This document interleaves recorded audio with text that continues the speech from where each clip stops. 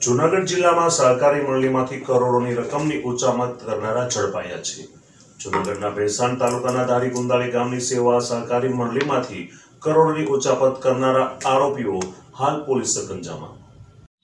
જૂનાગઢ જિલ્લો અને ભેસાણ તાલુકો અને આનું ધારીગુંદાળી ગામ છે, એટલે સેવા સહકારી મંડળી જે આ બેંકો ખાસ આવેલી છે, તો આમાં ખેડૂતોના જે ધિરાણ હોય આમાં ઉચાપત થયેલી છે। લગભગ 2.5 કરોડ જેટલી ઉચાપત થઈ છે। મંત્રી અને પ્રમુખો કે આમાં ઉચાપત થઈ છે। અત્યારે ખાસ ભેસાણ પોલીસ સ્ટેશન છે અને અહીંયા ખાસ ધરપકડ કરવામાં આવેલી છે। હવે વારંવાર તમે જોઈ શકો છો કે ભેસાણ તાલુકાનું જે વાંદરવડ ગામ હોય તો આમાં 5 થી 6 કરોડની ઉચાપત થઈ હતી, અને છોડવડી ગામ છે તો તાજેતરમાં અગાઉ અહીંયા પણ થયેલી હતી, આમાં પણ 5 થી 6 કરોડ આ જે ઉચાપત જે મંત્રીઓ પ્રમુખો મળીને ઉચાપત કરે છે। અને ખાસ તમે જોઈ શકો છો કે સરકાર જે ધિરાણ આપતી હોય તો ખેડૂતોને ખેતી માટે આ પૈસા વાપરવા માટે ધિરાણ આપતી હોય, તો આમાં પ્રમુખો, મેનેજરો અને મંત્રીઓ ખાસ આમાં ઉચાપત કરે છે। એટલે ભેસાણ પોલીસ છે, તમે જોઈ શકો છો કે ડીકે સરવૈયા સાહેબે આ આરોપીને આજે ખાસ પકડી પાડવામાં આવ્યા છે અને જેલ હવાલે કરેલા છે। 8 દિવસના રિમાન્ડ પણ ખાસ મંજૂર થયેલા છે। હવે ખેડૂતો ખાસ માંગ કરી રહ્યા છે કે અમારા પૈસા આપો।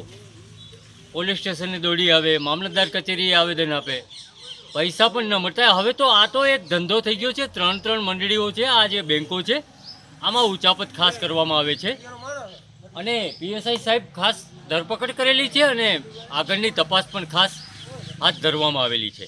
Mahesh Kathiriya, GTV news, Bhesan. જૂનાગઢ જિલ્લાના ભેસાણ તાલુકાના ધારીગુંદાળી સેવા સહકારી મંડળીમાંથી આરોપીઓએ એકબીજા સાથે મિલીભગતથી હોદ્દાનો દુરુપયોગ કરી કુલ 40 જેટલા ખેડૂત સભાસદોના મળવાપાત્ર ધિરાણ આપી તેમજ 23 સભાસદ ખેડૂતોના શાકપત્ર મંજૂર ન થયા હોવા છતાં શાકપત્ર મંજૂર કર્યા વગર ખોટા હિસાબો બેંક સમક્ષ રજૂ કરી કુલ 2,56,91,200ની નાણાકીય ગેરરીતિ આચરી હોવાની ભેસાણ પોલીસમાં ફરિયાદ નોંધાતા પોલીસ દ્વારા મંડળીના મંત્રી રોહિત અમૃતલાલ તેમજ પૂર્વ પ્રમુખ ધીરુ ઠુમ્મરની ધરપકડ કર્યા બાદ રજૂ કરવામાં આવ્યા હતા। હાલ તેઓને જેલ હવાલે કરવામાં આવ્યા છે।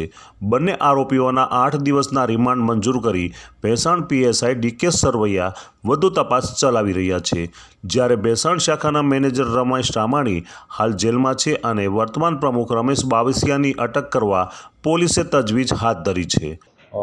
ભેસાણ પોલીસ સ્ટેશનમાં આવેલા જૂની ધારીગુંદાળી શાખા જે સેવા સહકારી મંડળી છે તેમાં તેના માજી પ્રમુખ, હાલના પ્રમુખ, મેનેજર, ભેસાણ શાખા જિલ્લા સહકારી બેંક ભેસાણ શાખાના મેનેજર તથા મંત્રી, આ 4 આરોપીઓએ મળી અને આ જે જૂની ધારીગુંદાળી છે તેમના સભાસદો, તે પૈકીના 63 સભાસદો પૈકી 40 સભાસદોમાં ખેડૂતોને જે શાકપત્રને ધિરાણ મળવાપાત્ર છે તેના કરતાં વધારે ધિરાણની ફાળવણી કરેલી અને અન્ય 23 જે સભાસદો છે તેમના ધિરાણના શાકપત્ર મંજૂર થયા ન હોવા છતાં પણ આમના છે એ ધિરાણપત્ર મંજૂર કરાવેલા।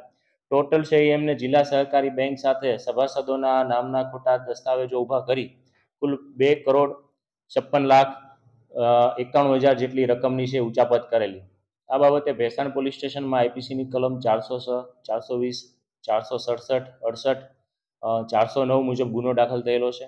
આ ઉપરાંત ગુજરાત સહકાર ધારા અધિનિયમ મુજબની પણ ફરિયાદ લેવામાં આવેલ છે।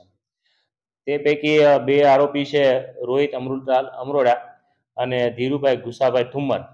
આ રોહિત અમૃતલાલ અમરોડા છે તે આ જે જૂની ધારીગુંદાળી સેવા સહકારી બેંકના મંત્રી છે, જ્યારે અન્ય આરોપી ધીરુભાઈ ગુસાભાઈ ઠુમ્મર તે આ સહકારી મંડળી છે તેમના માજી પ્રમુખ છે। આ બંનેની ભેસાણ પોલીસ સ્ટેશન દ્વારા ધરપકડ કરવામાં આવેલી છે, જ્યારે અન્ય એક આરોપી જે ભેસાણ શાખાનો મેનેજર છે રમેશ રામાણી તે હાલ જેલમાં છે। આ ઉપરાંત અન્ય જે વર્તમાન પ્રમુખ છે રમેશ બાવસિયા તેને અટક કરવા માટે છે અલગ અલગ ટીમો છે પોલીસની મહેનત કરી રહી છે। જે રમેશ રામાણી છે તે ભેસાણ શાખાના મેનેજર હોય જે તે સમયે તેના વિરુદ્ધ આ 3જો ગુનો દાખલ થયેલો છે। હાલ તે જ્યુડિશિયલ કસ્ટડીમાં છે અને તેને જૂનાગઢ જિલ્લા સહકારી બેંકની ભેસાણ શાખામાં મતલબ આ જ રીતે આના પહેલાં પણ સોડવડરી અને અન્ય એક સહકારી મંડળી સાથે છે ત્યાંના મંત્રી અને પ્રમુખના મદદથી ઉચાપત કરેલી છે। તો હાલ આ રમેશ રામાણી નામનો શખ્સ છે જેલમાં હવાલે છે। Mahesh Kathiria, GTV news, Junagadh.